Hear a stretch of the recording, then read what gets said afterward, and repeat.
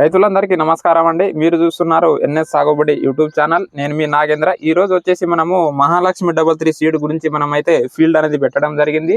So మనమైతే వచ్చేసి మనకు ఈ ఏరియా వచ్చేసి మహబూబాబాద్ జిల్లా బలపాల గ్రామము, అలాగే తండా వచ్చేసి లింగతండ అండి. సో మనం ఈరోజు మన రవికుమార్ గారి ఫీల్డ్ అయితే రావడం జరిగింది. సో ఒకసారి మనము రవికుమార్ గారి మాటల్లో మనకి మహాలక్ష్మి 33 అనే విత్తనం గురించి, అసలు ఆయన ఎన్ని ప్యాకెట్లు తీసుకున్నారు, ఎన్ని ఎకరాల వరకు సాగు చేయడం జరిగింది, అలాగే ఇప్పుడు మనం ఈ చూపిస్తున్న ఫీల్డ్ వచ్చేసి ఆల్రెడీ మొదటి కటింగ్ అనేది అయిపోవడం జరిగిందండి. సో మీరు ఒకసారి చూసుకోవచ్చు అన్న, ఇక్కడ చూపియండి.